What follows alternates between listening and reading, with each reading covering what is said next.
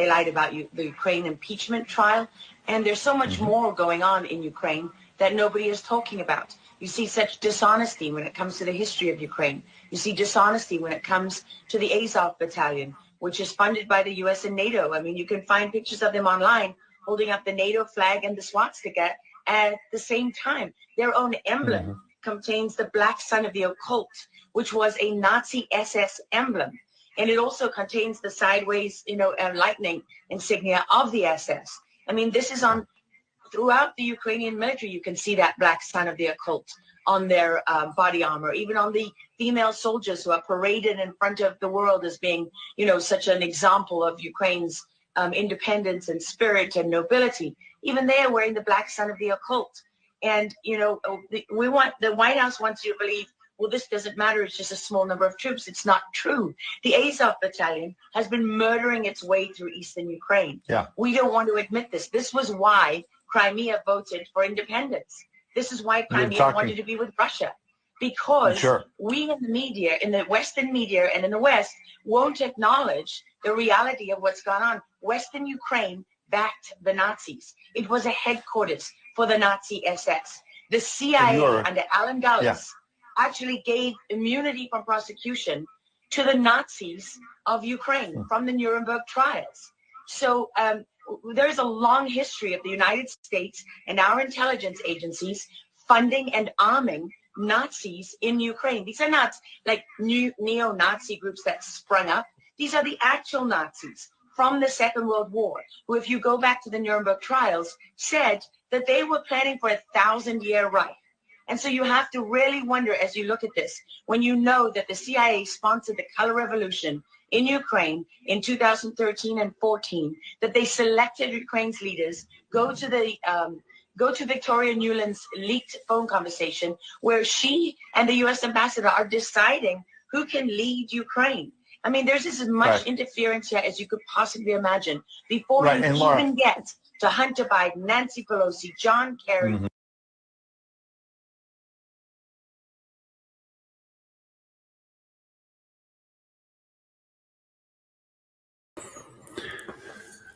Well, good evening, patriots, freedom fighters across Saskatchewan, throughout the country and around the world. How are we all doing tonight?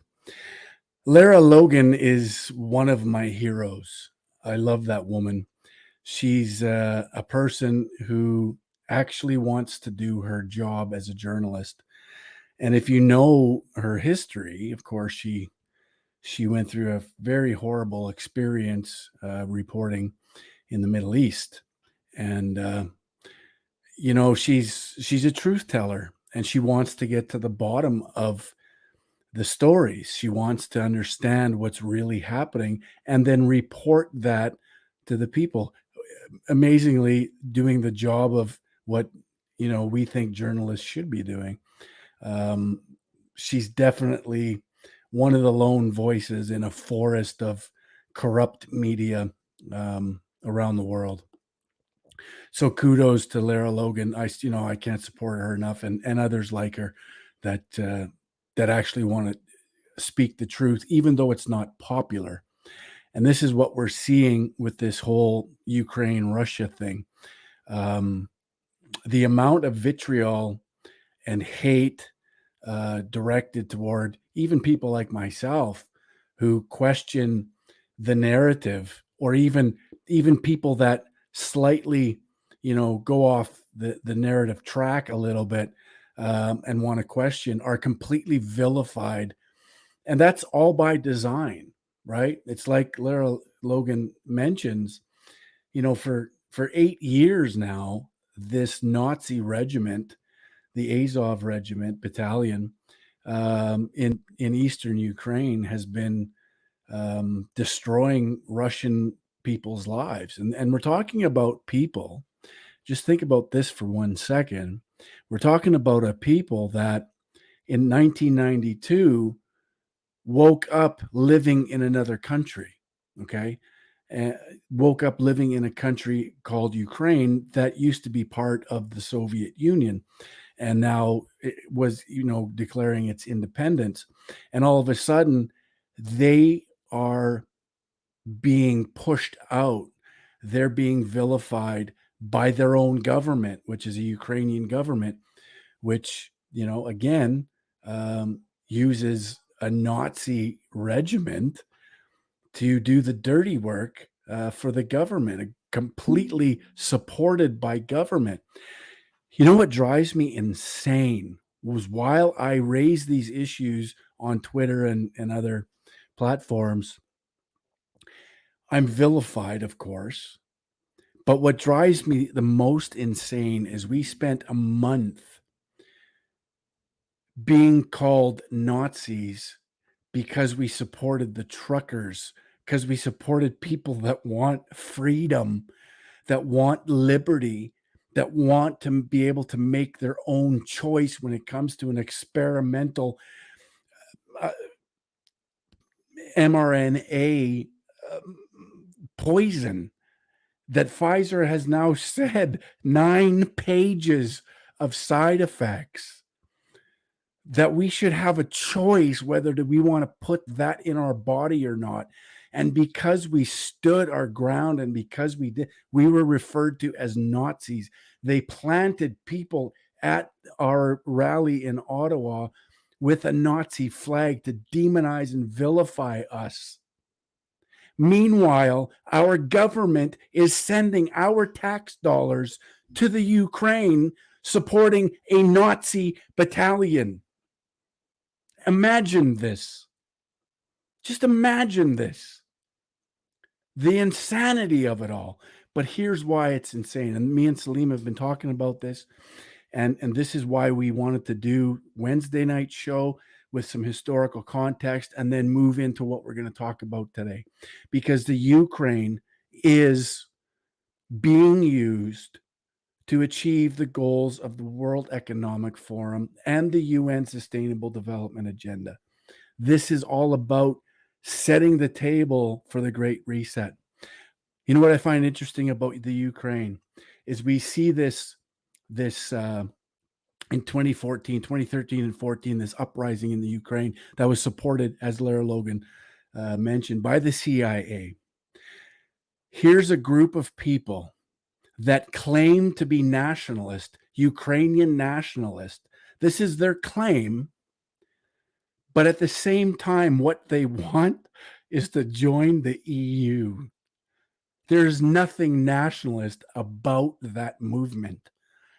Absolutely nothing. If you look at the footage from 2013 and 14 in the Ukraine, in the Maidan, you see EU flags everywhere. This is where the Ukrainian people are being manipulated, of course, by the World Economic Forum, by the globalists at the UN, the Western leaders, to get on board and move with them. And there's one president, there's one country that stands in the way of this. And of course, that's Russia. Russia has to be the enemy. Russia's been the enemy for a very long time. Russia's the easiest enemy for most people in the West to get on board and hate and vilify and demonize. But they're the one country that's standing in the way of this globalist agenda. Putin himself has said he is standing against this idea of global dominance by this group of predominantly Western leaders that want global governance. And this is what this is all about. So we're going to dive into this now. I'm going to bring Salim in to join us. And we're going to dive into this issue.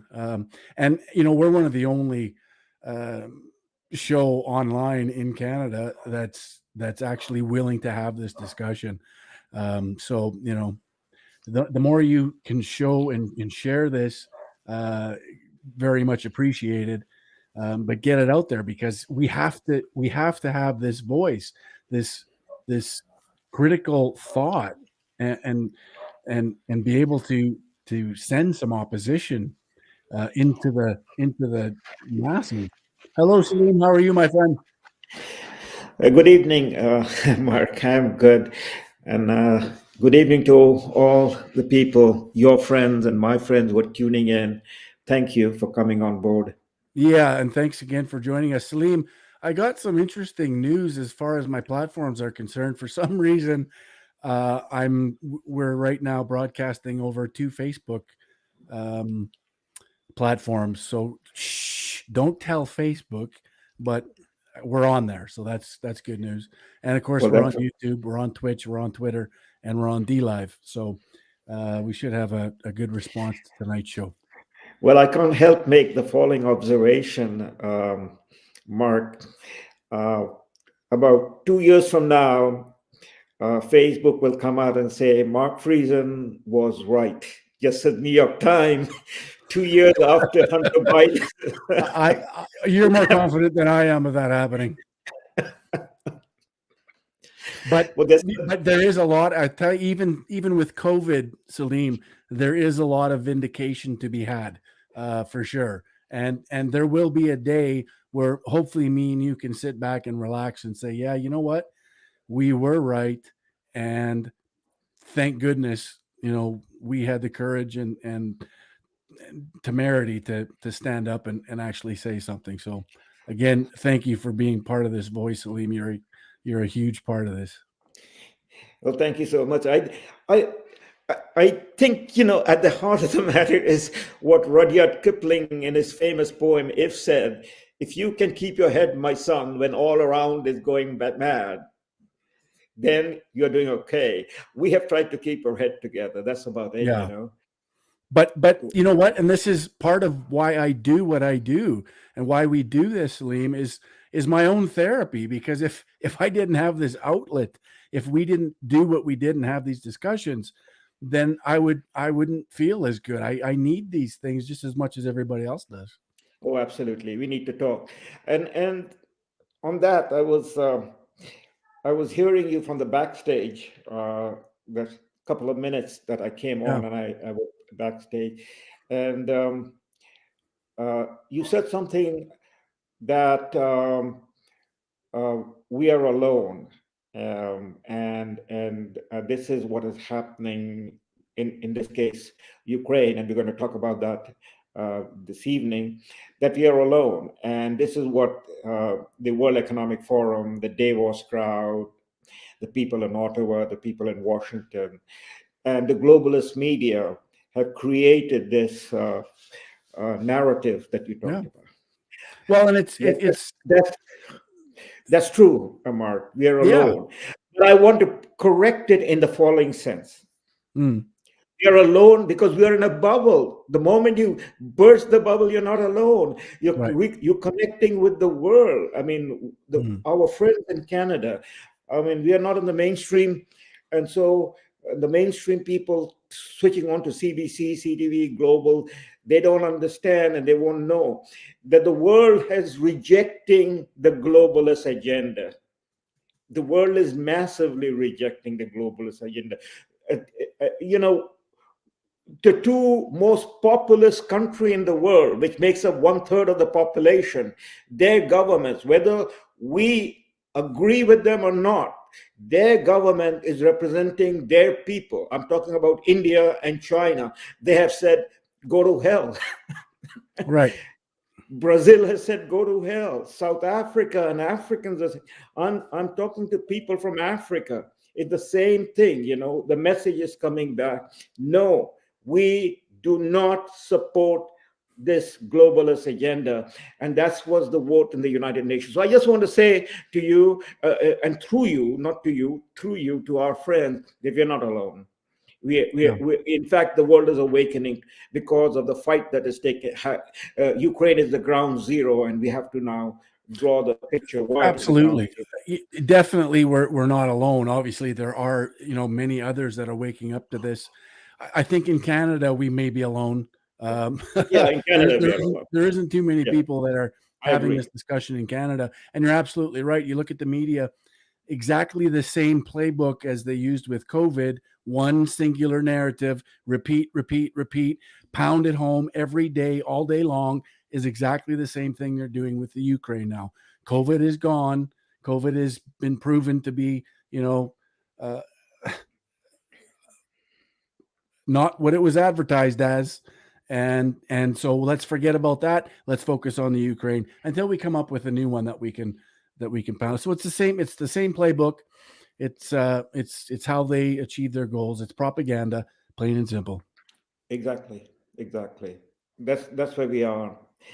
So Laura Logan is just a phenomenal woman. She is, again, as you correctly said, she's a truth teller, and the result of being a truth teller, we are in the third week of Lent.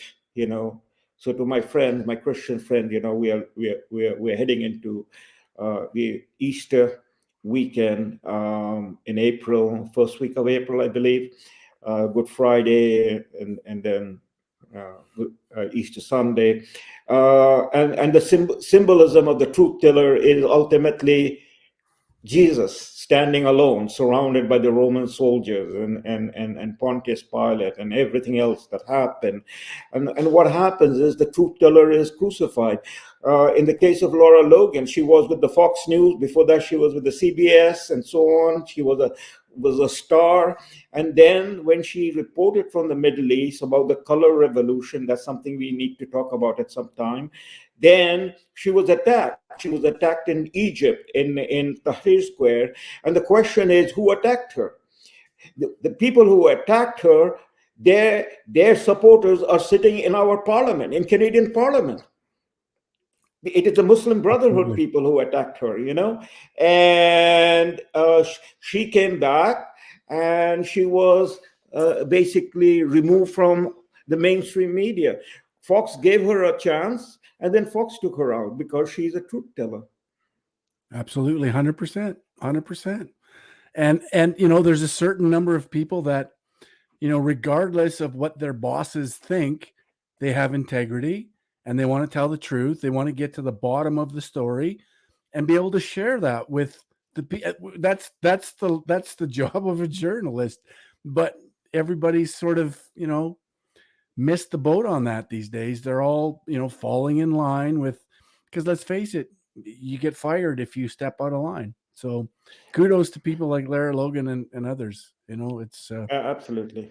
Today there's only one man I would tip my hat. It's Tucker Carlson. Fox News is as bad as CNN. I just given him up. Don't watch it. Tucker Carlson is the only one standing up, and I hope he can keep standing till somebody will pull a knife on him, I suppose, from the corporate media. But until then, he's the only man standing. But I'm actually, and we miss Rush Limbaugh now. I'm actually hoping that happens to Tucker, because what Tucker will do is start his own, and he's got enough of a following to make a very successful run at something like that. I'd love to see it. Exactly. That might happen because the other platform is coming online. That is the one that President Trump has put together, and it's just a matter of time when it comes on.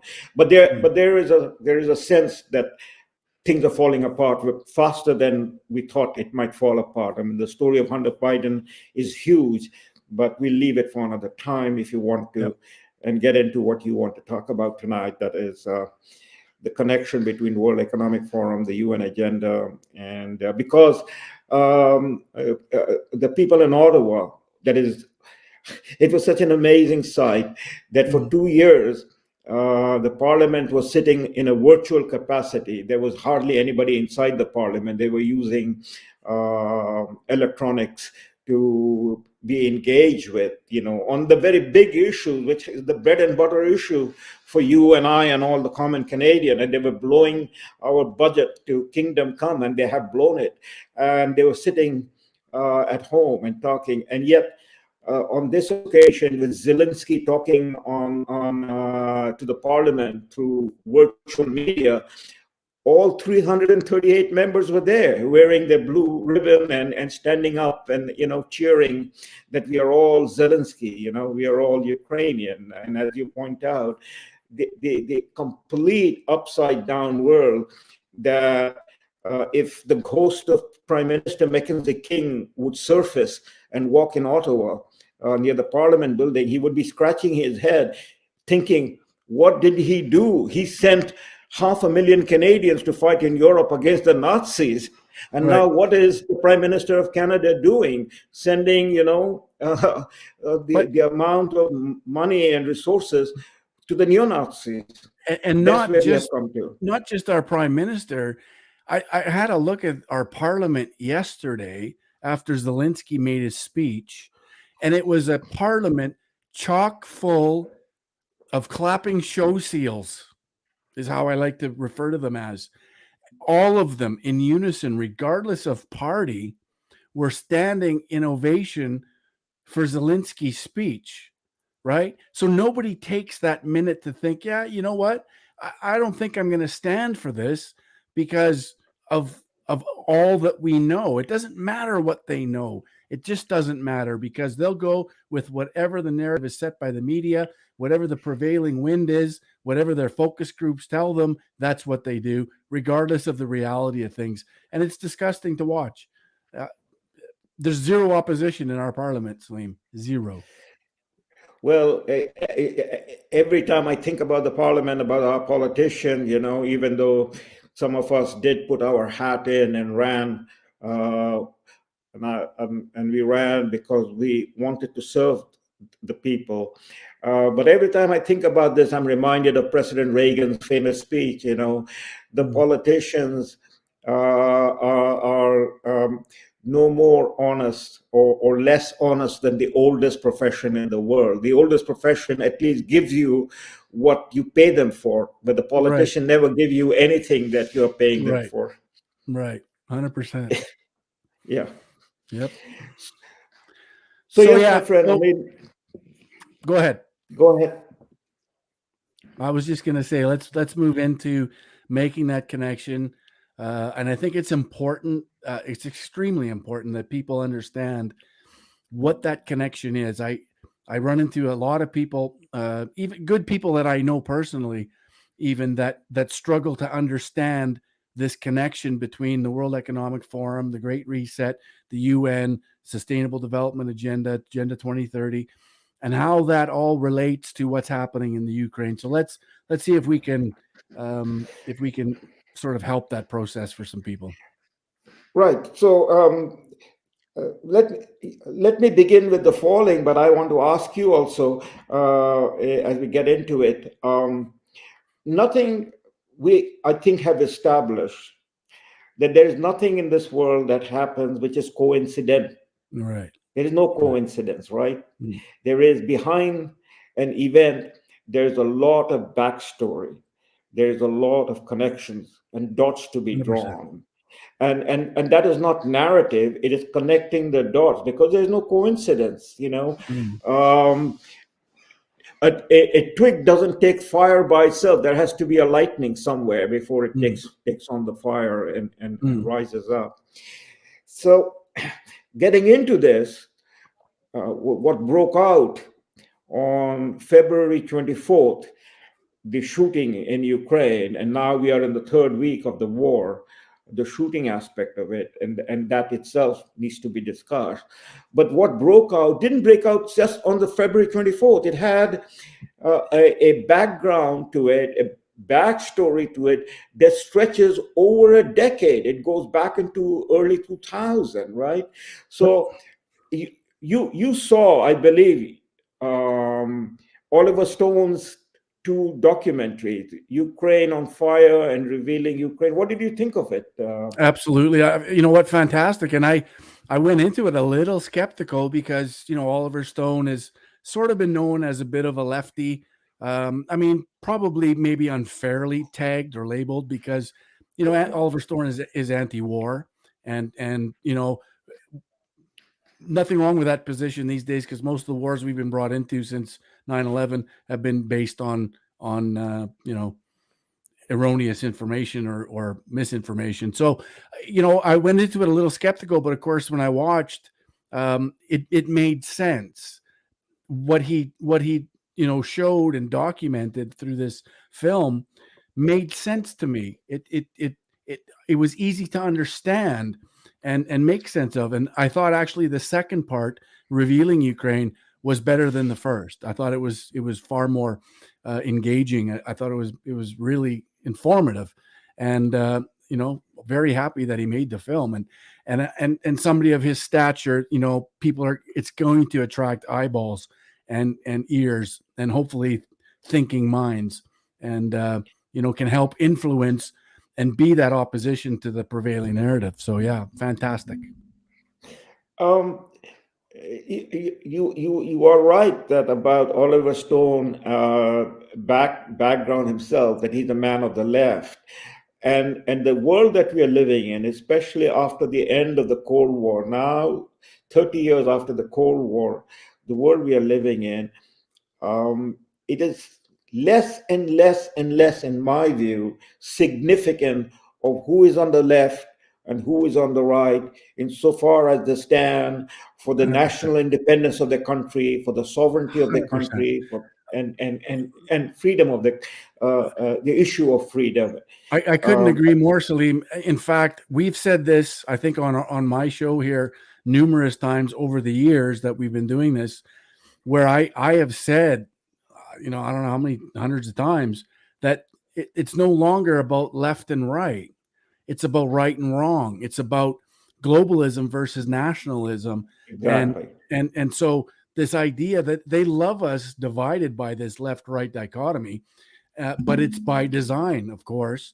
And so I think it's fantastic that there is this opportunity for humankind to unite regardless of historical, left-right preferences. It's a great opportunity. And that unity has to be based upon something concrete, something fundamental. And so we have said over and over again, it is about freedom, but it is not our discovery. This goes all the way back in our history, that it is about freedom, that there is no meaning of freedom if I deprive you of your choice to live according to the way you want to live. But you live according to the way you want to live so long you do not take away my choice. And that is the relationship and the contract that is where we stand in this matter. And in Canada, that's where PPC stand. PPC is the only platform that puts freedom. And by the way, the word freedom must always be used, in my view, alongside the word lasciviousness. We are not lascivious. Freedom doesn't mean that you practice whatever you want to do, disregarding anybody else's, preferences and sensibilities and so on. I am free doesn't mean that I go in the town square and at the crossroad, the main street, I undress myself and defecate because I feel like defecating over there. And so on. Exactly. So we are not licentious. We are freedom with responsibility, as the PPC is all about. And so I was very much taken up by Oliver Stone's work. And you are absolutely right that the second one, Revealing Ukraine, which he did in 2019, the first one he did in 2016, soon after the Maidan, the coup d'etat that took place in 2014. And then he went back, and that conversation that he had with Viktor Medvedchuk, the lawyer, and his wife, who has been taken out of her business, her job. She was a television producer, and they canceled her show because, again, she was a truth teller. She was questioning what had happened on Maidan, and that was a very riveting conversation that they had. Or Oliver Stone let him speak about that. So here it is. So I mean, those of our friends who haven't seen Oliver Stone's two documentaries, it's available on Rumble, and I'm sure you and I can urge them to take the time and go and watch it. It will be 100%. Very, very, very instrumental in their watching it. So what happened? I mean, what happened is where Oliver Stone picks up the story in 2016, that is the Maidan Revolution. Why did the Maidan Revolution happen? A coup d'etat happened. And then we back up and we then try to put that in context and where the WEF is. The WEF is the year the Soviet Union collapsed, disintegrated, was the time when the WEF agenda was now being put on the table of European governments, the G7 governments, including Canadian government. We're back to 1992, Kyoto Accord, climate change. That was the agenda that was being put forward. And just to remind the people that this agenda that was being put forward under UN climate change, IPCC, was formulated in the WEF, which we talked about last week, the Club of Rome and all of that was talked about, And so this is stakeholder capitalism. They had agreed upon it that now that the Soviet Union has collapsed, we need another enemy, but the enemy will not be another country or another state. We will have an enemy that we will create that is so powerful that it will unite the world together to fight it under our control. And who is that enemy? The very chemistry of life. The very chemistry of life now is turned into an enemy, that is carbon and carbon dioxide, climate change. Yeah.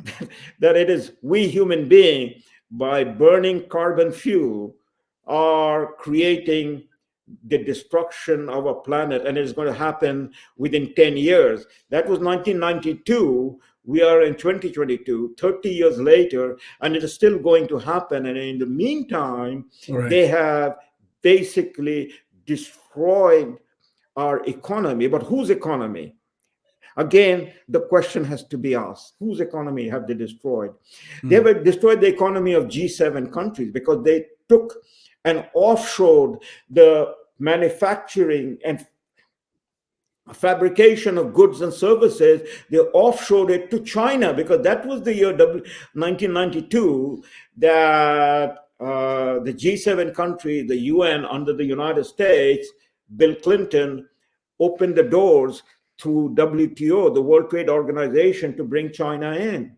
And then to download offshore our manufacturing. All the major companies move forward. I am in Southern Ontario, just 100 kilometers from Hamilton. Hamilton was the steel capital of Canada.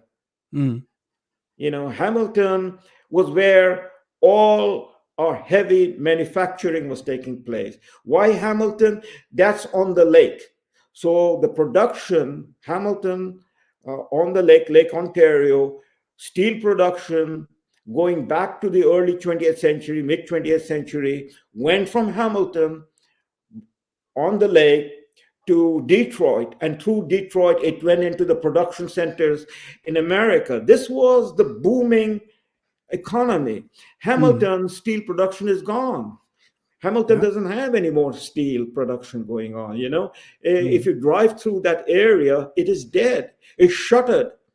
Houses have been sold and so on. What happened? Well, the world's largest steel production now is in China and in India. I have traveled through Africa, in North Africa, and I have been stunned. In my first visit, and then I've gone back on several other occasions, I was stunned that the steel mills and steel manufacturing in Northern Africa is owned by a company called Mittal Corporation, which is based in India, which is India's largest steel manufacturing center. Today, Mittal is either first or second of the largest conglomerate in steel manufacturing. They own steel manufacturing in France, in Italy, and right across North Africa. You're driving Jaguar car, it is being sold. Well, Jaguar was a British company. Well, who owns it now? It's an Indian multinational, Tata.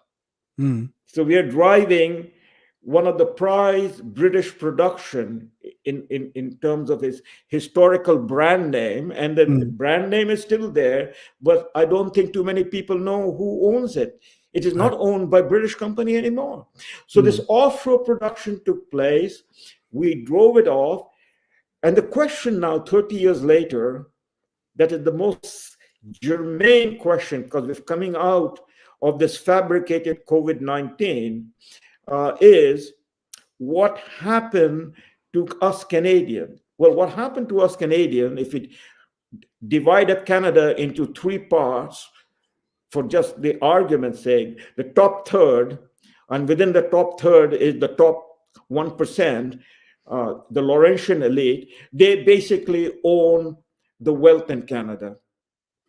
The bottom third are on minimum wage or less than minimum wage. So they are provided social assistance and more social assistance during this last two COVID year, helicopter money. It is the people in the middle third, this middle class, the lower middle class, the people who are on fixed pensions, retired people and so on. They have been squeezed and destroyed. They have been squeezed and destroyed economically through the offshoring of employment. They have been squeezed and destroyed by inflation because their money now counts less and less and less, inflationary pressure. And they have been squeezed and destroyed in their own backyard, that is in the heartland of Canada, in the heartland of America, with open border policy. Yep. And the question to ask is why? When I wrote the book Multiculturalism and published it, I hadn't given this aspect much thought. What I wrote about multiculturalism as the destruction of our foundational value, because if it is, everybody is part of this multicultural society, and all cultures are same, then no culture has any meaning in terms of Canada. What is our foundational culture? So I wrote that book by asking that question. If I was to rewrite that book, I would ask more questions. The question is, why was this multiculturalism 50 years ago started? When the father started it, Pierre Elliott Trudeau, and then almost 50 years later, his son comes along, and the first interview that he gives after winning the election in 2015 to a foreign media, that is New York Times, he says Canada is a post-nation state. Right. There is no core identity. There is an absolute connection. That's the 50 years. But what happened in this 50 years to say that Canada has no core identity is precisely this 1/3 of the population, the heartland of the population that built Canada, that fought for Canada. They served Canada in 2 world wars, which was none of our business if you think about it. God gave us this land, that is the people who came here between 2 oceans, who were fleeing from exactly what is happening right now in Ukraine. They were fleeing from there to build their life over here. And there were Ukrainians, there were Germans, there were, Scandinavians and Italians and Poles. They were running away from their country because they wanted freedom. And so they came here, and we got involved in 2 world wars. Anyhow, this is the population. This is the rock solid Canadians who build this country, who knows what this history of this country is, and they would not vote for Justin Trudeau. They would not vote for, Stephen Harper and all of these people, Jason Kenney, because they could see the destruction of their country taking place. So you bring in a new population and you displace them, all done in the name of humanity. We are so good, we are so humane, we are so generous. And so that's the coming on of the. So here you have Justin Trudeau, after bringing down Emergencies Act on February 14. That was his Valentine gift to the Canadian people on February 14. Emergencies Act, martial law government. And 2 weeks later, he's standing in the parliament and he's telling everybody, 338 members who have arrived there, that we must do everything to defend the freedom of Ukrainians, to defend their borders. And here we have to open it up, It's unbelievable. So the Canadians like you, and I'm a new Canadian, but I came to Canada to be a Canadian. We are not going to be in any way fooled by these third-rate actors. Justin Trudeau is a third-rate actor. Zelensky is a third-rate actor. Literally. Exactly. Pulled Yeah, from the both of them. from acting to act as the president now. It's just phenomenal. Exactly. Both of them third-rate actors. Yep. You know, nobody knew about them or would go to pay and see them. There was Ronald Reagan was an actor. He was a man from Hollywood, but what a great president he was, because he was his own man. Donald Trump has been an actor. I mean, his apprentice was making him more money than any of these people can even dream about, you know, for 15 years. And he gave that up to come in and lead America First campaign. So it is not the problem with being an actor. It is the third-rate actor. And a third-rate actor simply reads the script. And so that's what it is. 100%. And you and I and the people who are Canadians, who know their history or care to know their history and are proud of their history, as are the Americans in the flyover country, would not allow, by voting for these people, the destruction of their country. And that's exactly what happened.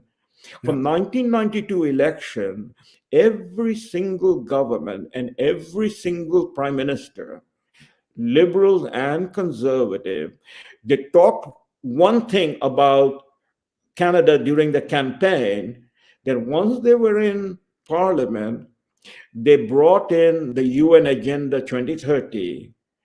Right. And there was no discussion about it. They had not talked about it in the... No. I did not vote for losing our sovereignty.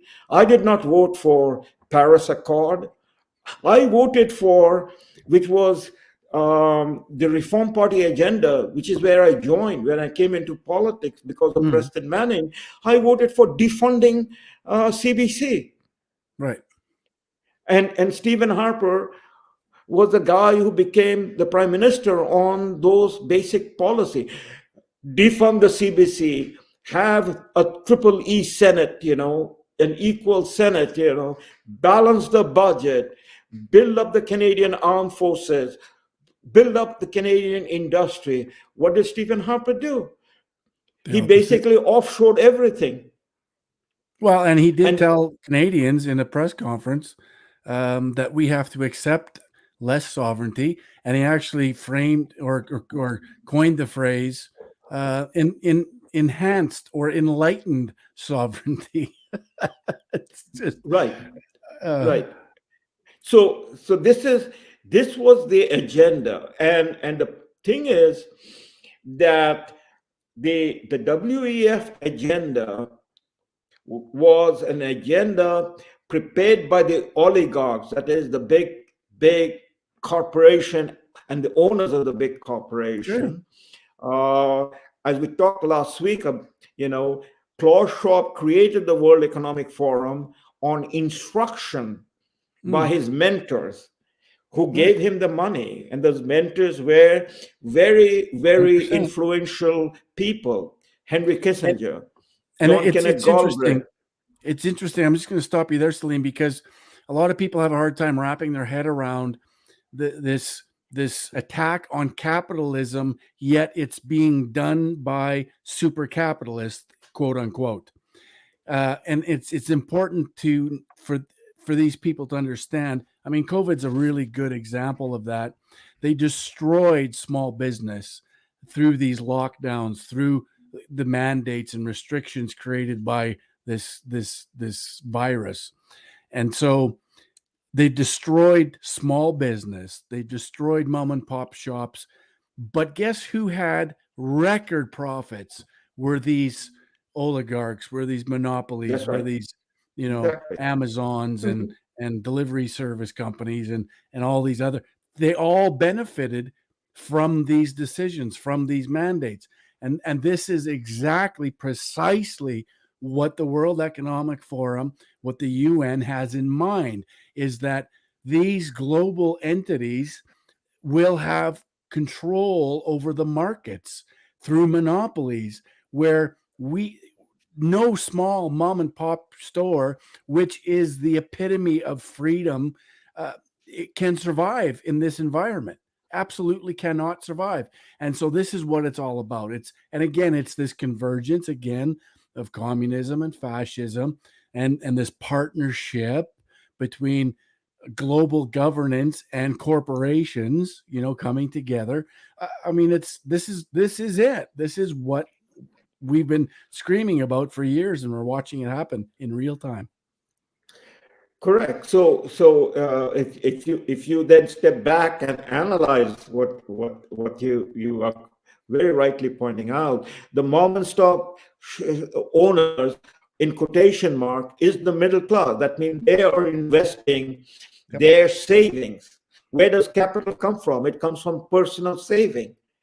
If you're going to borrow capital, like all of us, who cannot go out and buy a $500,000 or $1 million home, so we go and take the money from the bank and work 30 years to pay back the mortgage on that borrowed money. For those 30 years, we are working for the bank. That's the mortgage that we pay. So either you borrow and then you work to pay up that borrowed money, or you save by reducing your consumption and save the money, the capital that you then invest, and then you carry on. So it is the personal responsibility that creates what is, in that sense, called a market economy, and that market economy that is created, the hardcore element of that market economy are people who engage with their responsibility of saving and investment, and therefore the return on the capital. You're going to eliminate them. The fact that you eliminate them doesn't mean that people are going to stop eating hot dog on a bun. I mean, when we go to Costco, we get our hot dog on a bun for $1. It's all there. It's all the chips are there, and so on and so forth are there. But that's the corporation providing it at that price, by destroying the small entrepreneurship. And here is the issue: the technology and the size of the economy that the technology can now create means the elimination of that small production in that sense. And that was what developed in the late 20th century as we advanced, and then came the collapse of the Soviet Union and Eastern Europe. And China was a peasant economy. China was, in 1992, the per capita income of China was $1 a day, same as in India. Today, China's economy, the GDP, is second to the United States at somewhere around about between 12 and 13 trillion dollars. But the per capita income is still very small because the population of China is 5 times the population of America. So, if you look at it in those terms, so by offshoring the production from North America to China, what the argument was that you're going to raise the standard of Chinese living, and the Chinese leadership were happy to take in that investment of America into China and provide the production to America, to Canada, and so on and so forth, the dollar store. But the program that was worked out in the WEF through Klaus Schwab is a program that was not invented. And I would emphasize this.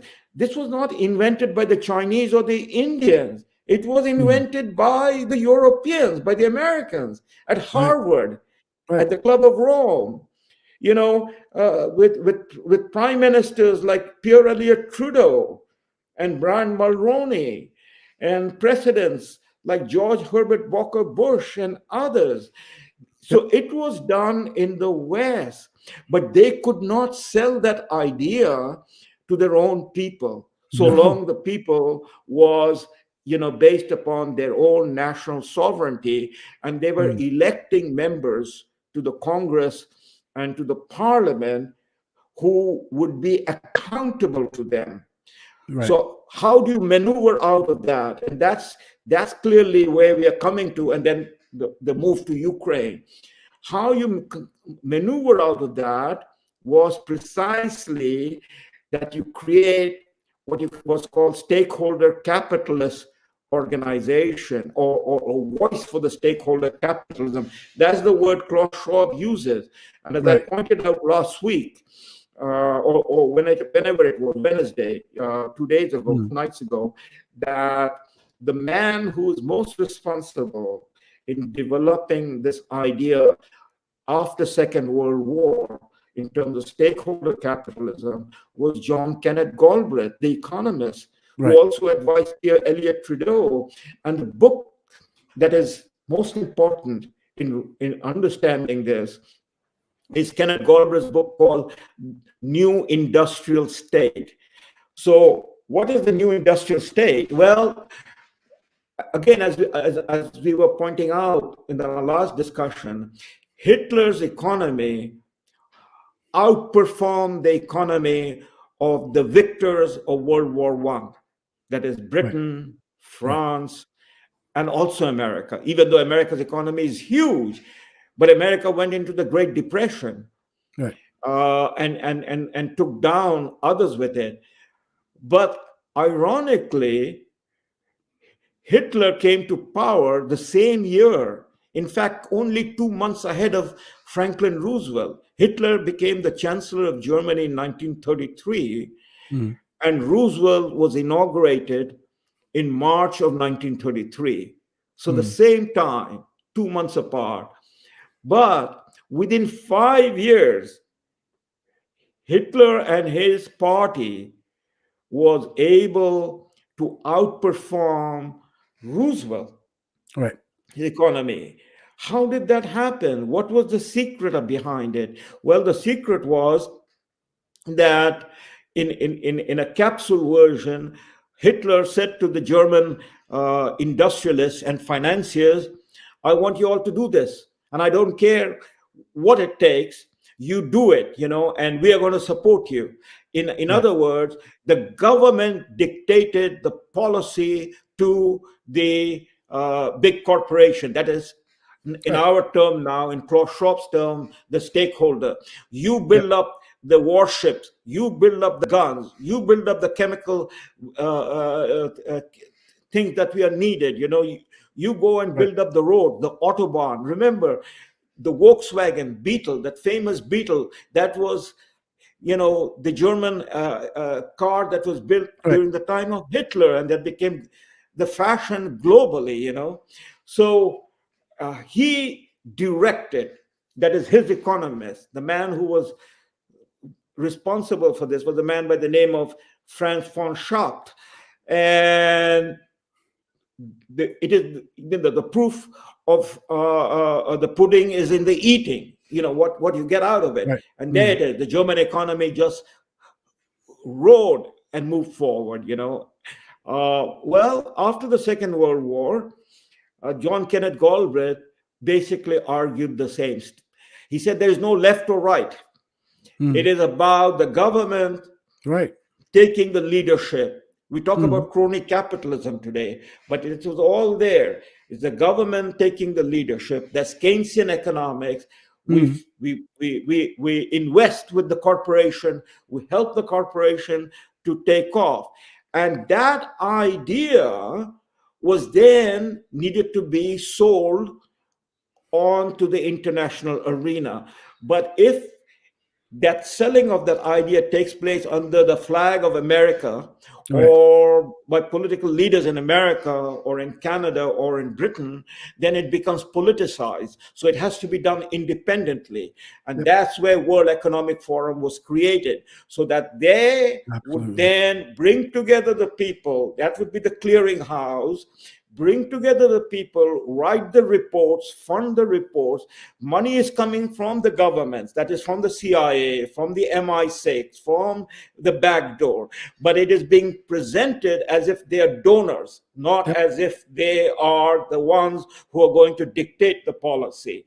And Mr. Klaus Schwab is running a shop where on one side the donors are providing the money, and the output that is coming out is also exactly what the donors want, but is being now branded as World Economic Forum, which is a think tank for independent people, young people, interns coming on, media, and so on and so forth.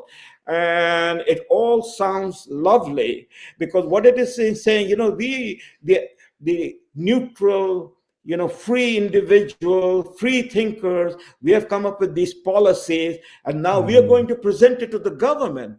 So the government then says, wow, this idea is great. This climate change idea is great. This whole notion of the compact on migration, this is great because we have so much resources, so much land. We have to be humanitarian, Our children, we are teaching them how to be humanitarian, and you have to have open borders because, that's how we show our generosity. So exactly what the government want, the G7 governments want, is being presented not as a government policy, is being presented as a stakeholder policy, and boom, the governments, they sign up on it, and they said, Jacques Chrétien was very good. I don't know how many of our friends listening to us will remember, but it is so clear in my mind when he was the prime minister in the 1990s, after Brian Mulroney went down, in every speech, he would be saying, look where Canada stands. We are number one or number two behind Norway and Scandinavia. We are on the top of the UN ladder. What are the criteria by which we are top? We are the most generous. We have the best healthcare system. We have the best education system. In the meantime, everything is sinking. Our education is being dumbed down. Our society is becoming multicultural. The value is being turned away. Our traditional system and love of God, following the 10 Commandments, man and a woman makes a family. All of that is being turned upside down. Dependence on government. And but it is not the government doing it. It's the people want it.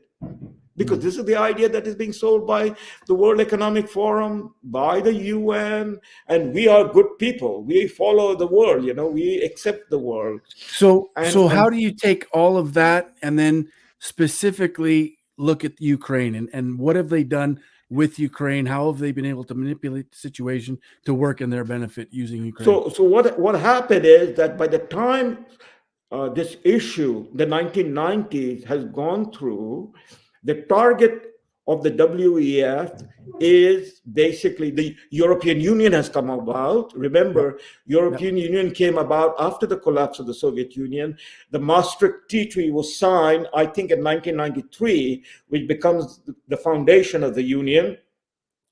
And then they're moving forward, the making of the common currency, the making of the open border within Europe, the Schengen Treaty, all of these are step by step. This is 1990s, and as the collapse of the Soviet Union takes place, the former Soviet republics, they're applying to join the European Union because they will get the European Union money, the tax and the distribution will take place. Poland, Hungary, Czechoslovakia, Romania, these are relatively poor countries compared to France, Italy, Germany, of course, is the powerhouse now, Britain. So they're applying, and people are watching what is the result. And so technically, there is a standard of living relative to Soviet Union that goes up in all of these societies.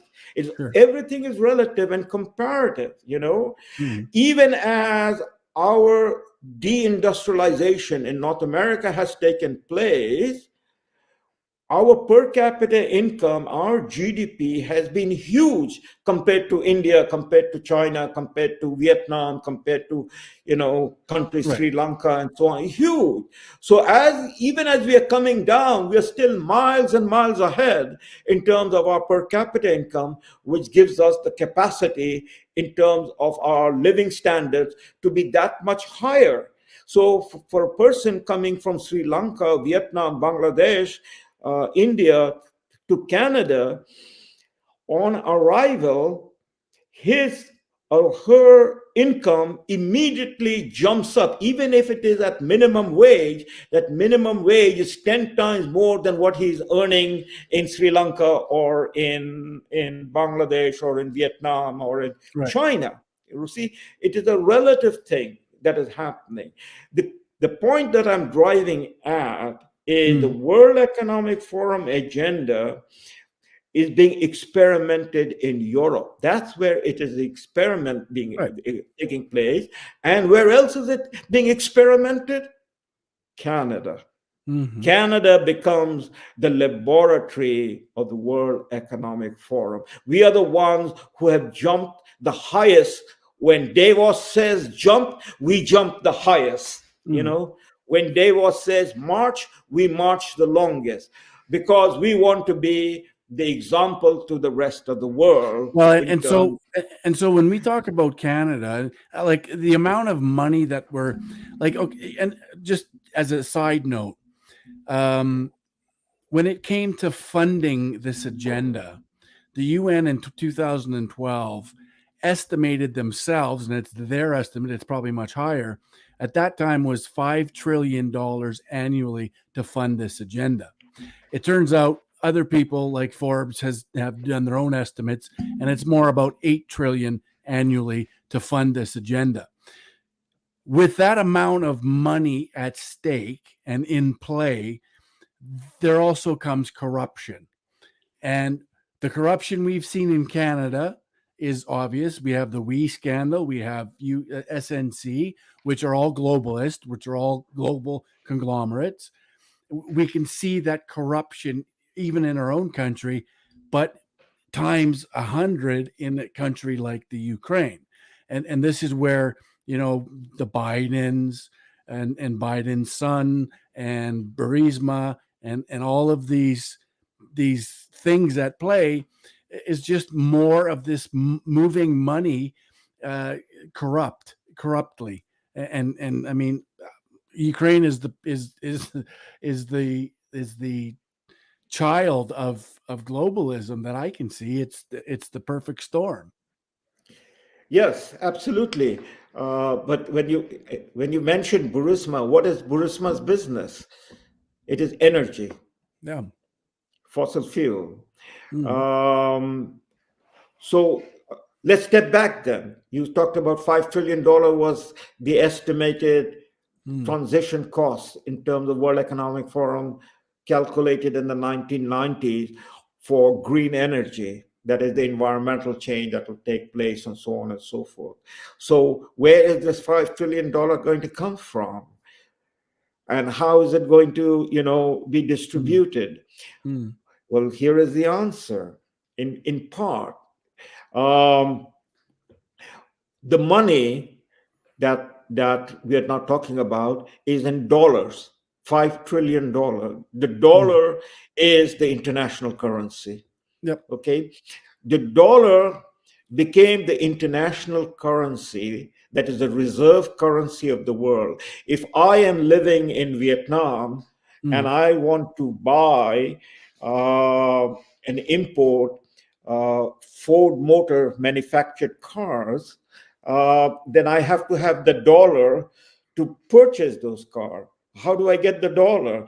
The Vietnamese government have to buy the dollars and then give it to me. I'm a Vietnamese, so every country around the world, their banking system is plugged into the dollar, that is with Washington, and they have to buy the dollars. They have to trade the dollars and provide it to their own people to get whatever they want in the international market. So the dollar is the international currency.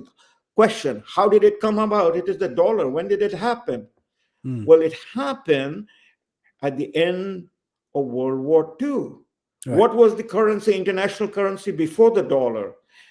It was the British pound, sterling.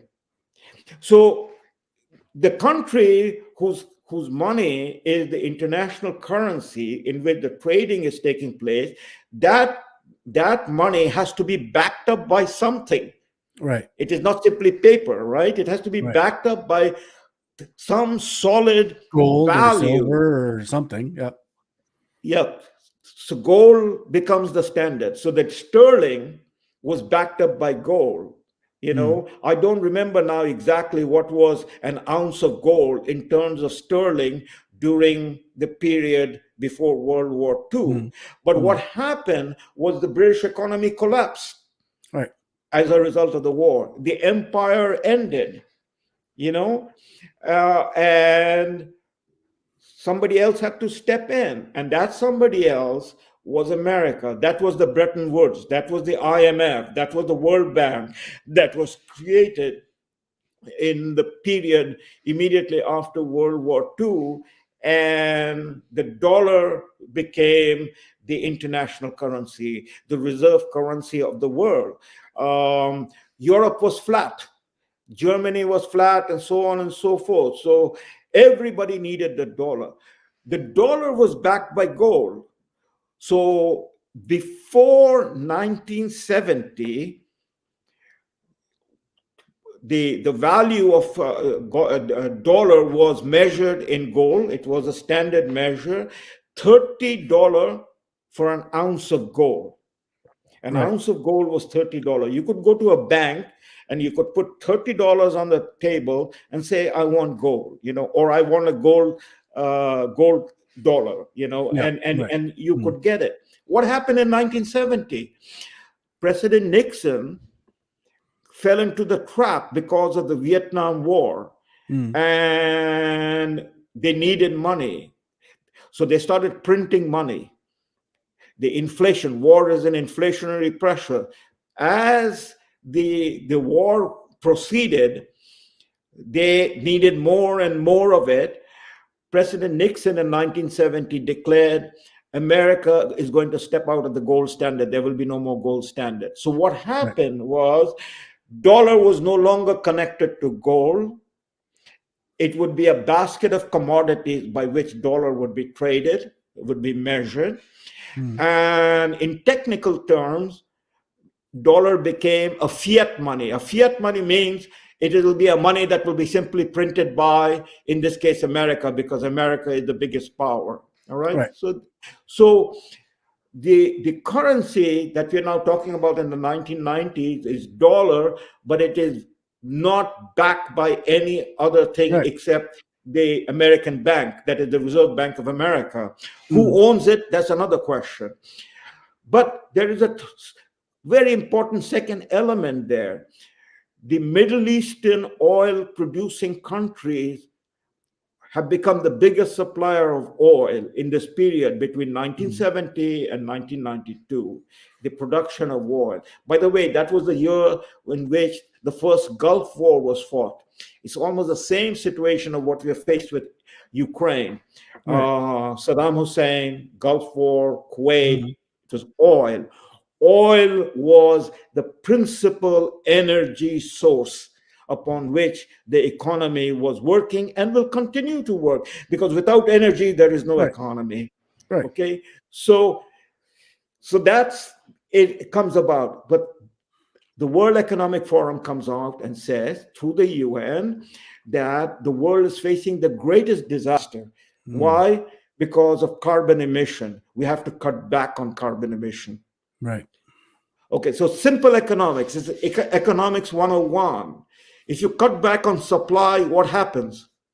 If the demand doesn't go down, the price goes up. So what was the price of oil in 1990? In 73, when the price started rising, OPEC oil price started rising. In 1973, a barrel of oil out of Middle East was $2. For a barrel. Barrel is about 38 gallon in a barrel. $2 a barrel. That means the actual cost of producing oil in Middle East, in Saudi Arabia, was less than 10 cents a barrel. Oil was being just pumped out of the ground, and it was being sent. They had to find a measure of increasing the price of the oil because the supply of oil is immense. Right. This whole argument that it is limited, we keep finding new oil coming up from the ground, all right? Of course. So it is an artificial argument was created that carbon emission is the enemy of the people. Well, nature supplied carbon. It is not man that supplied carbon. Right. Right. It comes from nature. So by 1992, when we are now entering this whole period, the argument became cutting back on oil consumption and making it a penalty rather than the source of, our standard of living. Life. Yeah, around the world. So if you now go through this history, which is a dense history, and I'm just putting it in there, what happened was when Jean Chrétien signed up for a Kyoto Accord, when the Europeans signed up for Kyoto, Europe doesn't produce oil. The oil that is produced is up in Norway in the North Sea, and that oil belongs to Norway and to who never joined the EU. Yeah, at that time it didn't join the EU. The later on, right? So the whole issue was we are going to control and inflate the price. Right. But that is not how it was told to the people. It was told to the people that you're poisoning the earth and you're poisoning the atmosphere. Right. So we go on. So now you come to the question you're asking about Ukraine. You come to the situation, and Eastern European countries are joining the EU. But they're not only joining the EU, they are also being invited to join NATO. Yes. And the country who's inviting them to join NATO is America. And America is the one who is pushing the World Economic Forum, but it's not as America. It is as if it is a global generosity, humanitarian that is pushing it, and we are going to follow what the people want, what Greta Thunberg wants. So Greta Thunberg becomes the supreme philosopher of the world. This 13-year-old girl is the person who is the supreme philosopher. She's on the page of Time magazine. She's everywhere, So there it is. Zelensky is everywhere. So this is the work of the propaganda machine. Yep. But the people in Moscow, people in China, people in India, they're watching all of this thing. What is happening? What is happening is, on the one side is the EU. Yes, so the standard of living goes up. Again, as I say, comparatively, right? Because of the Soviet economy was bankrupt. Yeah. But there is a cost as your standard of living goes up, and that cost is on the side of your culture and values. And we have talked about, culture is upstream, economics and politics is downstream. And what they're seeing is that everything that is against what is common sense and nature is being pushed by the European Union, backed up by the military power of NATO. So we can run it down. I mean, last night in the NCAA, America's having the collegiate sports going on. The 500-yard swimming competition on the women's side is won by a transgender. Right. And everybody's supposed to be shut up. But this transgender winning the gold medal in 500 has something hanging between his leg, but we're not supposed to talk about it. Because if you talk about it, then you're a bigot, or whatever the word is. I don't know. You're a bigot, and so on and so forth. And there it is. And in 50 years of feminism, the leaders of feminists are all silent. I haven't heard from Gloria Steinem. I haven't heard from any of these people. Justin Trudeau, who's supposed to be the great feminist, hasn't said a word. Exactly. And so everything that the women have worked for now can be taken away by men claiming to be women. And so this is not simply you and I talking about it, but we cannot talk about it, because if we talk about it, then we are going against the Charter of Rights and Freedom. And we say in the top of the Charter of Rights and Freedom, right. the supremacy of God. But if God is supreme, and I believe in supremacy of God, then I know God created man and woman. But the Charter of Rights and Freedom says that you cannot talk about transgender and LGBTQ and on and on and on. So I have to keep my mouth shut. But other people are watching. So that's one aspect of it. It is the destruction of the foundational values of society and tradition. Well, and so an interesting point to that, Salim, I just want to mention because it made me think, is I've seen some footage of Zelensky, the Ukrainian president, who used to be a comedian, who was in a lot of his stand-up shows that were on Ukrainian TV, of course, was exactly that. This destruction of even Ukrainian culture and Ukrainian values, and how they push that envelope to get people to accept this global thinking, right? And this, we want to be with the EU. And I mean, it's so obvious, again, when you look at the footage from the Maidan and all of the EU flags that were flying, we know obviously that coup was backed by globalists. And this is why they're using Ukraine and the people of Ukraine to achieve that goal. It's so obvious. Right.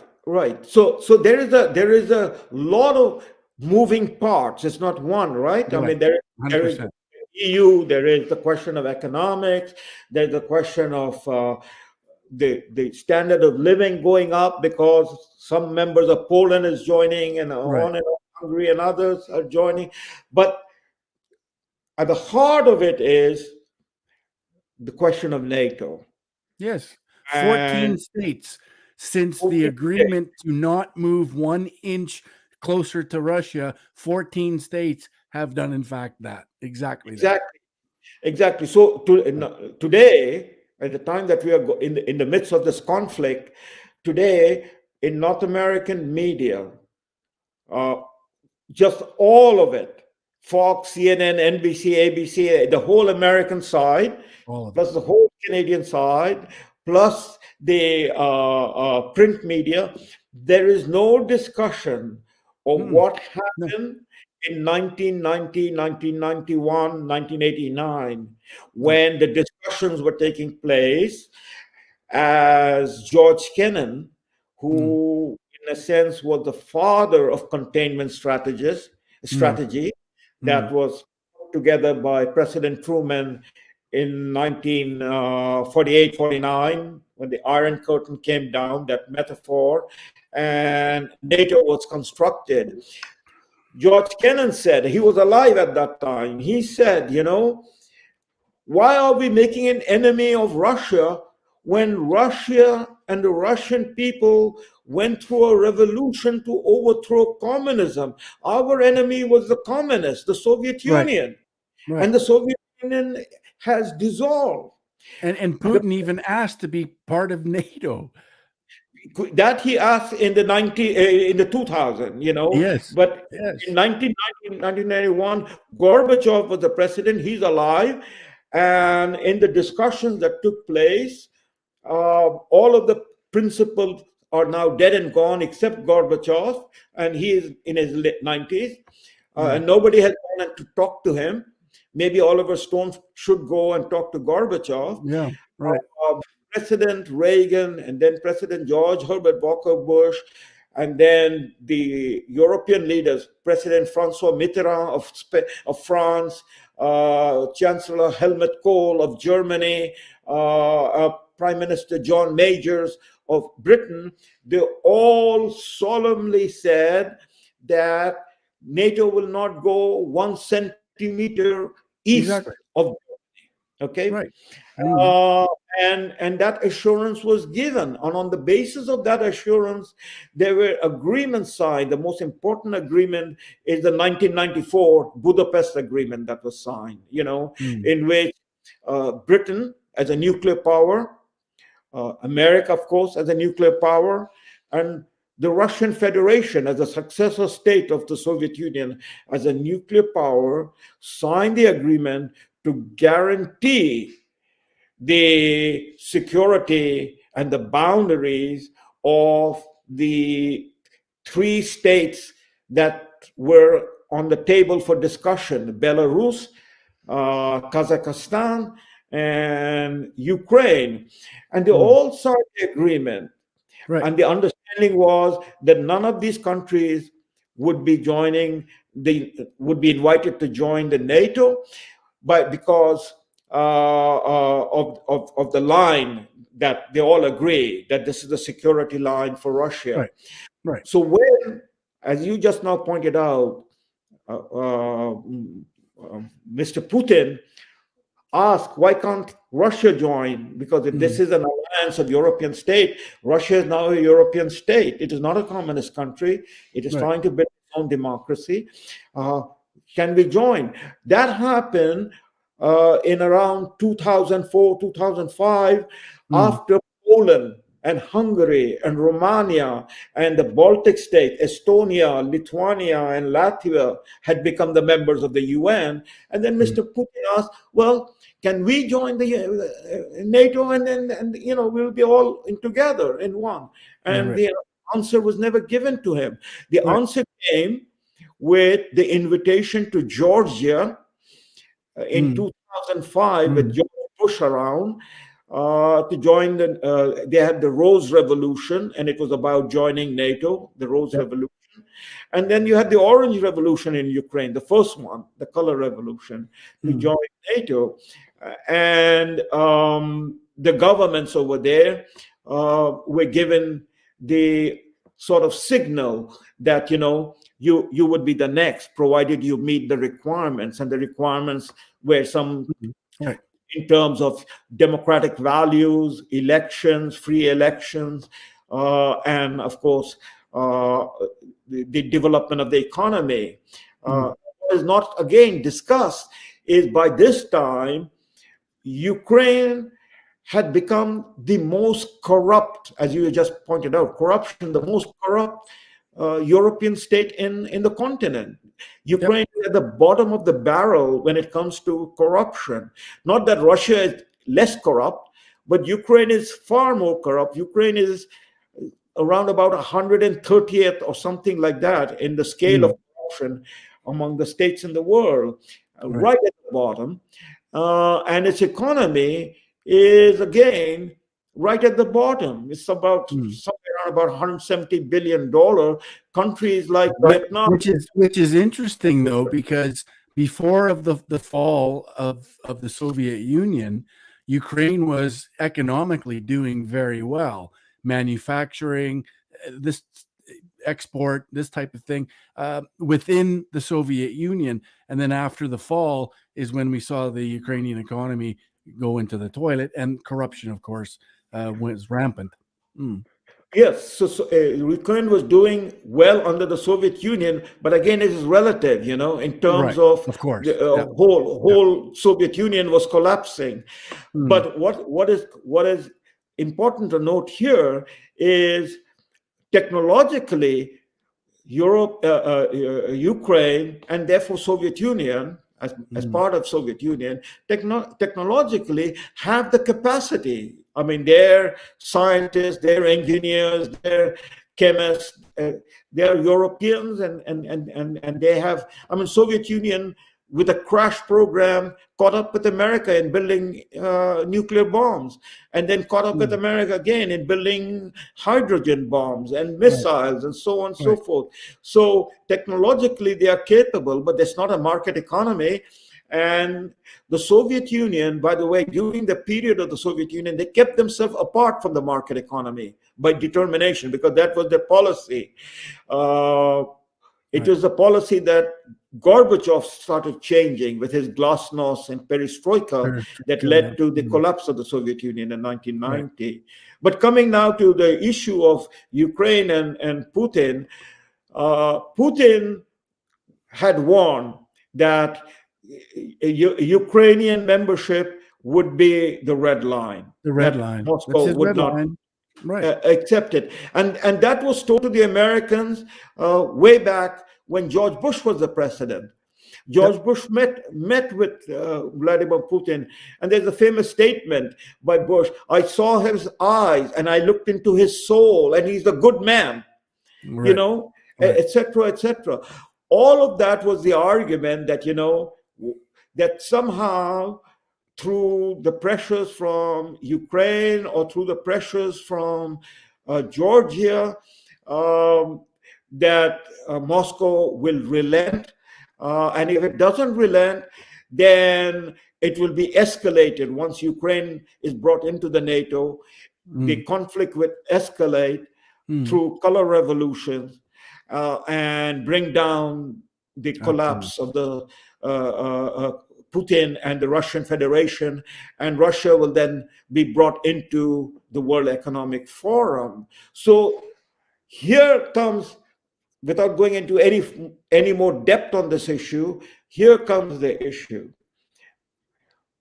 Putin became the opponent of the WEF agenda, and also by definition, therefore, the entire UN agenda package. He became an opponent of that, right? And so long he stood as an opponent, and he's standing as an opponent right now, what is he standing for? Then what people must ask. You cannot oppose something without standing for something. What he's standing for is the security and sovereignty of his nation. Exactly. Independent, sovereign Russian Federation. Right. I believe culture. And that thing. And so what has happened since 1991 in former Soviet Union, now the Russian Federation? By the way, Russia is a federation. The Russian people is one part, it is the biggest part, but is one part of a multi-ethnic country. And Ukraine is multi-ethnic. People forget that. Half the population is Russian-speaking, other half the population is a mix of Poles and Moldovans and Lithuanians and Latvians and so on. But there is another profound difference that you touched upon, and let me just elaborate it a little. The period that we are talking about, 1990s to now, Russia returned to its pre-communist history.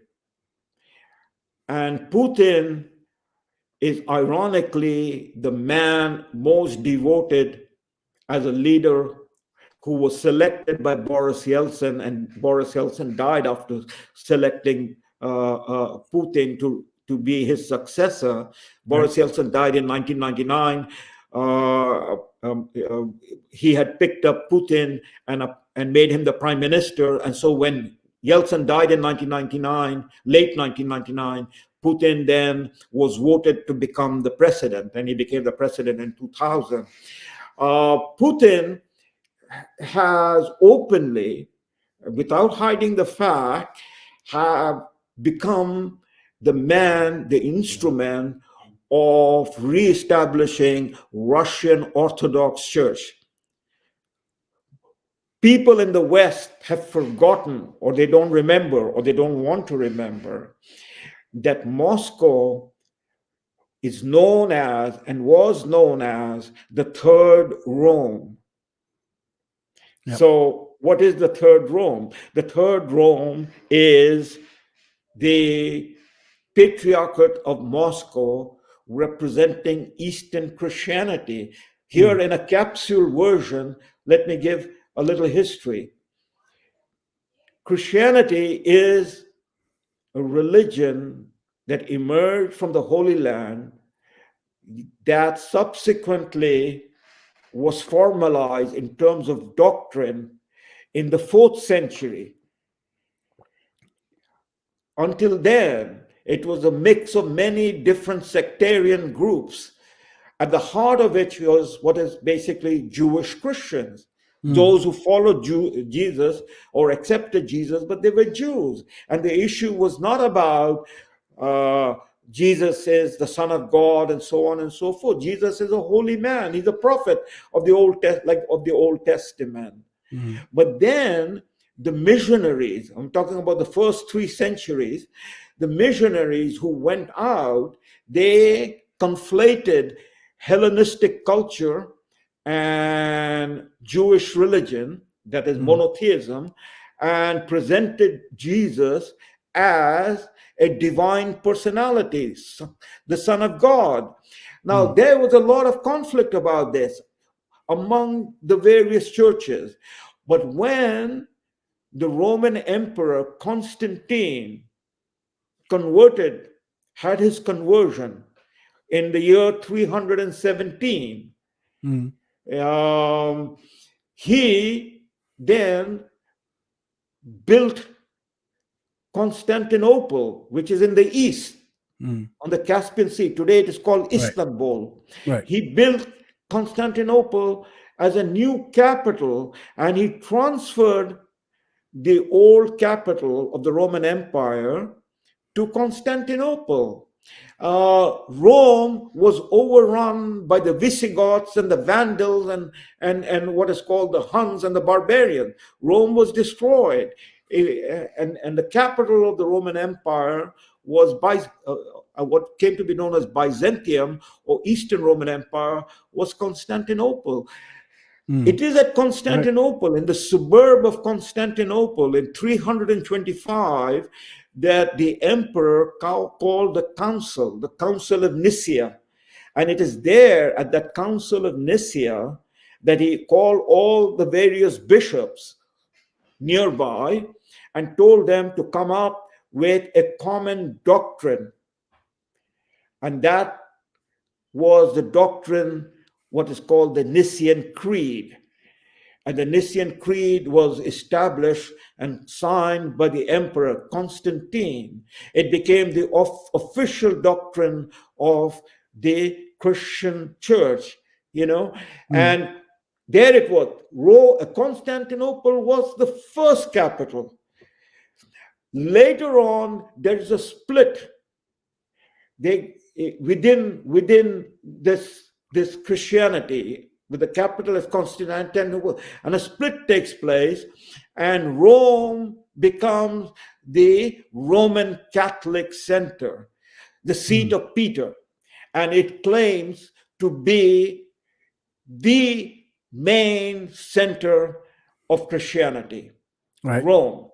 Okay, so Rome then becomes, in that sense, the second capital, but it calls itself the first capital because it's the seat of Peter, the bishop or the successors of Peter, and that is the universal church. But Constantinople was there. And then during the Crusades, Constantinople was ravaged by the Crusaders. And then subsequently, with the arrival of the Turks, and the fight between the Muslims and the Crusaders, and then later on the Muslims, that is the Turks, with the Crusaders, the Turks conquered Constantinople in 1453. So what then happens? What happens is the Patriarchy of Constantinople take refuge moving north. First, it takes refuge in Kiev, which is now in Ukraine. So the church is established in Kiev, the Patriarchy is established in Kiev, but Tsarist Russia. Yeah, with Ivan the Terrible, and then Peter the Great and Catherine the Great, Moscow becomes the capital. From Kiev, it goes to Moscow. And that's the establishment of the Moscow as the third Rome, that is Eastern Christianity, Orthodox Christianity. By the way, between Orthodox Christianity and Roman Catholicism, there is a complete break. The Pope of Rome in Rome denounces the patriarch in Constantinople and excommunicate the patriarch. That was done in 1054.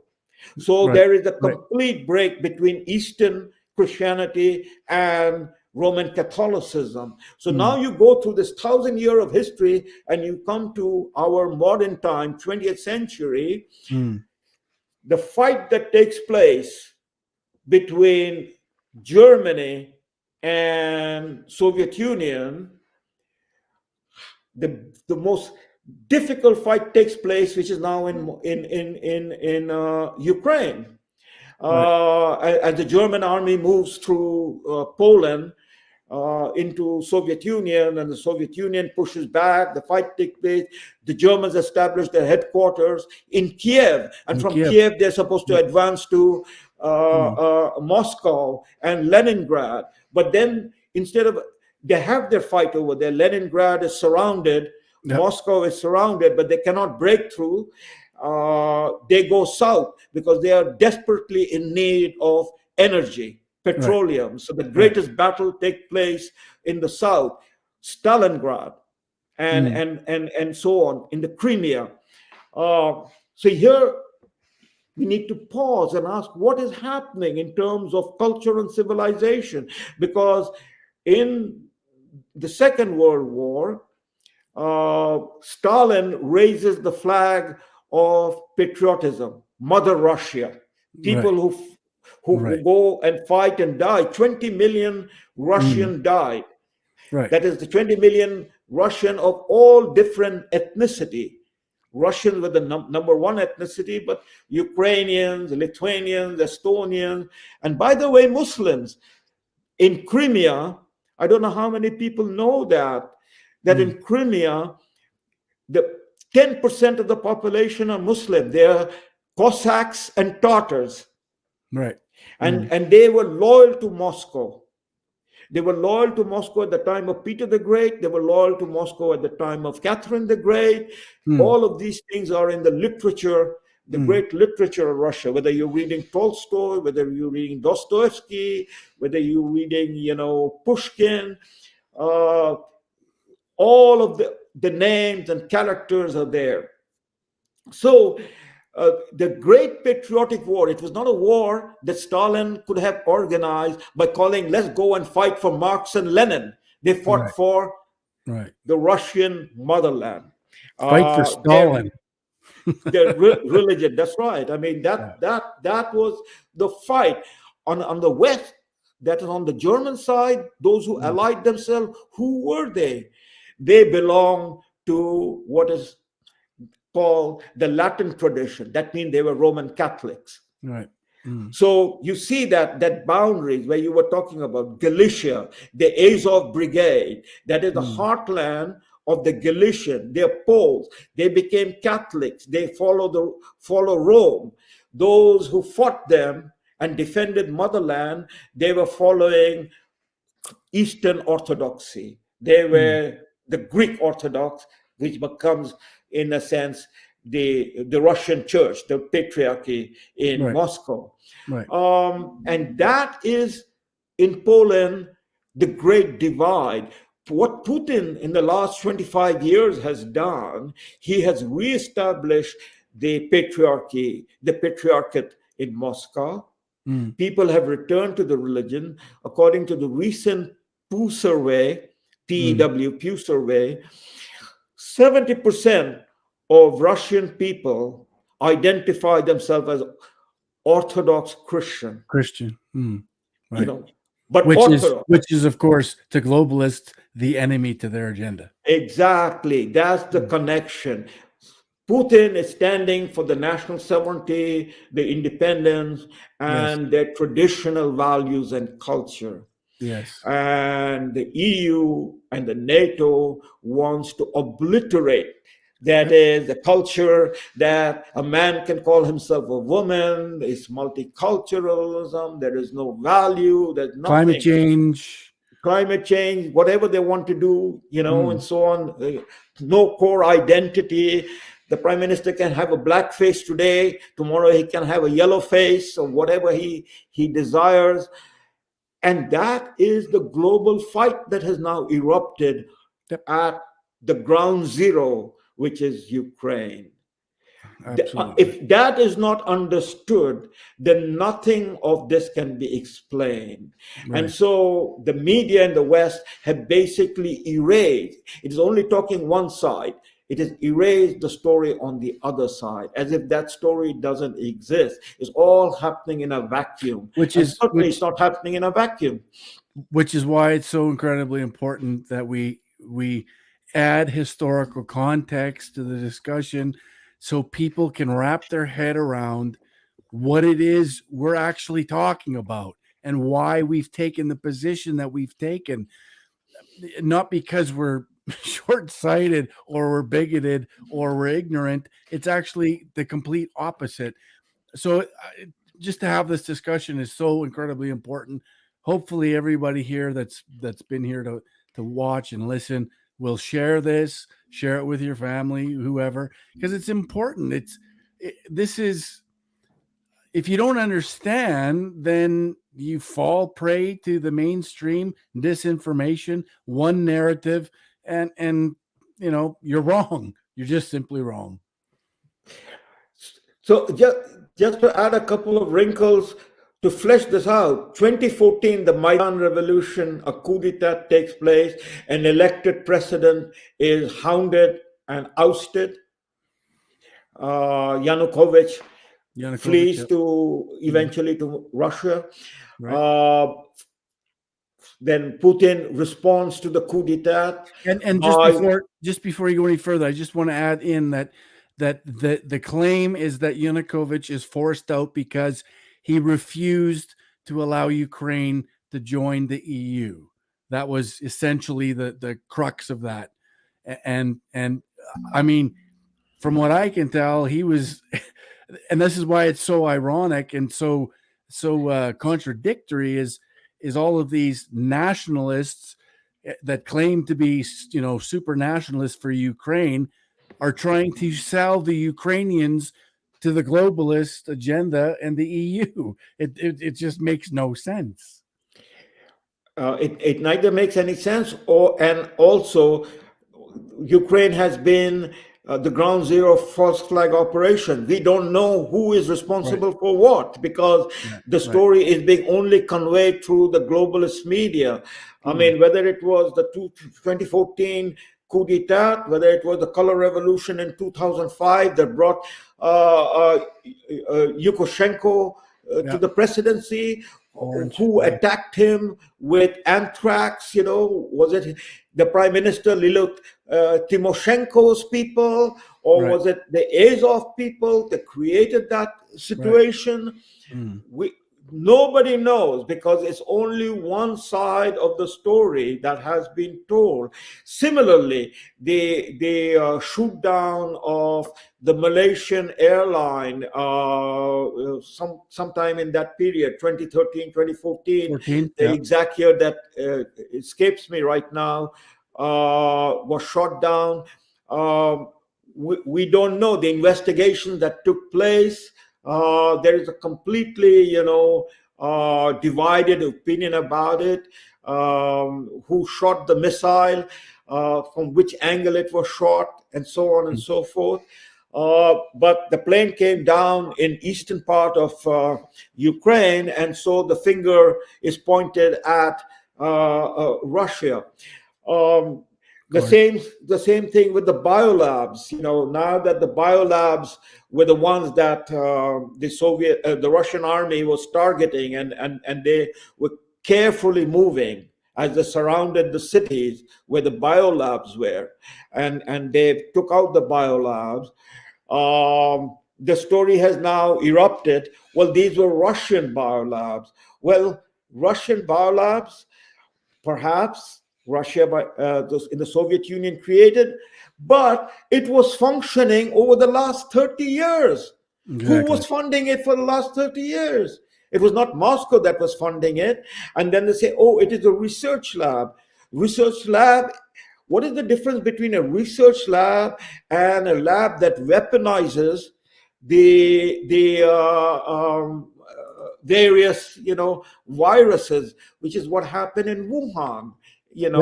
Exactly. There is no fundamental breakdown in the sense of a clear borders, wall that separates a research lab from a lab that weaponizes these viruses. We, for instance, in Canada, we don't know what happened to those two Chinese virologists that were taken out of the biolab in Winnipeg. Was any investigation done? Has it been presented? We don't know. No. So in the situation in Ukraine, we don't know. And that is exactly what an independent organization has to investigate. And the point is that we cannot trust the World Economic Forum or the EU to do that investigation. Or the UN or any of these. Right. Yeah. So this is the situation that we have arrived in. We will be given the narrative of that suits the oligarchs of the world. But I think, I mean, by now connecting pieces together, there is an awakening that is taking place in the heartland of the globalists, that is America. More and more people are now understanding, asking, with the media is not talking about them, but we can see that in the internet. Why none of this thing happened during President Trump's 4 years in office? And so now the mainstream media is trying to paint him as also involved. How? Because they're saying, well, President Trump, during his 4 years, sent Javelin missiles and tanks and all these military equipment to Ukraine, so, he armed the Ukrainian. Well, those arming of the Ukrainians during the 4 years that Trump was in office were partly Trump and mostly the commitments that had been made during the Obama administration, that Trump did not put a brake upon it. But the critical point that nobody wants to talk about is that Trump, as a nationalist, America first, make America great again, was in political terms fully understanding of Putin's position as Russia first, Russian nationalism, just as he is with the Indians, just as he is with the Japanese, Vietnamese, or even Kim Il-sung. His argument was, be a nationalist, protect your people, and let's work together to do the best we can for our people. That was the message that he gave at the UN. Absolutely, it was. And Putin did not have the same concerns as he had with Obama and Hillary Clinton. Hillary Clinton going to Moscow talking about Great Reset in 2009, or John Kerry. So Putin was, that red line was not going to be, crossed, and Trump made no signal, gave no indication about crossing the red line. He respected that. And then the irony, he called Zelensky, when Zelensky became the president in 2019, that famous phone call, which we now have read the transcript, he asked Zelensky, can you not investigate into what is happening in terms of Burisma and, the firing of Viktor Shokin, your general, what was the arrangement with Poroshenko? We need to know, because we are suffering from that problem here in America. Because the information was clearly given, which last night or 2 nights ago, now New York Times is admitting, because when the information was given to Rudy Giuliani, when Rudy Giuliani went to Ukraine in 2018, he came back with the information and gave it to President Trump. President Trump then asked Zelensky, can you not investigate this? We would be interested to know what your investigation is. And immediately the deep state, it was a Ukrainian colonel, Colonel Windman, who was in the national security as a junior officer, colonel, then took that as a whistleblower and handed it to Nancy Pelosi, who then turned that around into, the Russian part of it to impeach President Trump. You see, now all that is coming out. It is coming out. the laptop from hell is real. It is not something that Rudy Giuliani manufactured. If our people think, that is, the American people think, that Rudy Giuliani is the man who single-handedly cleaned up America's greatest city, New York, of all the mafia dons. John Gotti was the last one that he cleaned out. That this man, at the end of his life, is going to become a mafia himself. I mean, this is where the mainstream media has brought Americans and Canadians to. We have been totally dumbed down. We cannot ask the relevant questions. And so Pierre Poilievre can now stand up and say, oh, I'm against the WEF. Right. And at the same time supporting Ukraine and their corruption and their Nazism without fail. And everybody running behind him, just as the rhinos in America, you know? So this is what has happened. And this was an agenda. I have been repeating this over and over again, so I will just say it as a final breath that I have for this evening. It goes back to the famous book that was written by Alan Bloom 40 years ago. And I was fortunate enough to be a small undergraduate student to attend his lectures, The Closing of the American Mind. He was talking about the closing of the American mind is the dumbing down of education. You know, as Mao Zedong would say, I want a blank piece of paper in which I can write whatever I want to write. So the Chinese people are a blank piece of paper. One day they were going to be the leaders of the revolution of the world. The next day they were going to do cultural revolution and make everybody into donkeys, you know, their professors and teachers and all of that. This is exactly what has happened here in Canada, in America. We have 100%. People like Kamala Harris, who's the vice president. We have a people like Joe Biden, a president. We have Hillary Clinton, Secretary of State, Nancy Pelosi, and so on. Yesterday, on St. Patrick's Day, she's reading a letter from Bono, saying of course she is. Zelensky is now the patron saint of Ireland.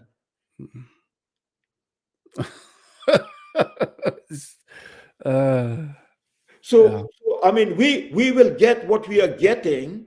That is, our gas price now in London, Ontario, is close to, you know, $2 a liter. You know, we're going, and this is just, you know, in the transition. God knows how high it is going to go. That it is to crush and destroy people in the middle, so there is no resistance to the clowns that are running the show. So whether it is Pierre Poilievre or Jean Charest or whoever, will be just giving a script to read, but will do exactly what Justin Trudeau is doing and Jagmeet Singh is doing. And here we have nobody asking the question, because you have to be in the parliament to ask the question, why is it that this obvious conflict of interest, where our deputy prime minister and finance minister, Chrystia Freeland, is a member of the board of director of the World Economic Forum? Isn't this a conflict of interest? Where is our Federal Accountability Act? Nobody's asking the question. No, of course not. Salim, another great evening. We're almost at the 2-hour mark, but so valuable. Great episode. I can hardly wait till next week. Maybe we'll do another one earlier in the week, and then maybe on Friday next week. We'll see how it goes. There's so much to talk about. You know, we might have to have another one, but I really appreciate your time. Everyone else that's stayed with us appreciates your time, and I think we've definitely reached that point of hopefully people understanding, you know, what this is all about and what's really happening. So I once again, thank you very much, Salim, and we'll see you next time. Thank you, Mark. Thank you, and thank you to all the people who come on board to your platform to join you and to join me. Truly grateful to them and thank them. And we will keep talking till somebody comes and drags us away. Absolutely. Okay. All right, my friend. All the best. Good night. Yeah, Bye-bye. too. Good night. Yeah. All right, another fantastic night with Salim.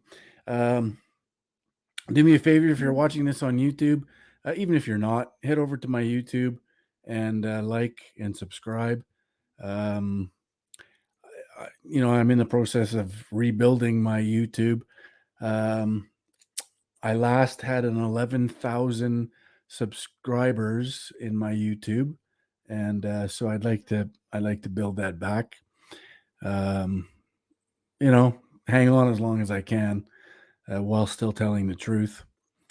Others seem to be able to do it, so maybe I can too. Other than that, thanks once again over on D Live. I wish I could hand out lemons to you guys, but I can't. I will enjoy the weekend. You guys enjoy the weekend as well. In fact, I'm going shooting on Sunday with some good people, so I'm looking forward to that. Heading to the range, and good times. Anyways, that's a wrap. So thanks for joining. And remember, globalism bad, nationalism good. All right. Yeah, you betcha, Leanne. I have no choice. Thanks, Lori. Thanks, Joan. Thanks, Charlotte. All right. Ciao for now.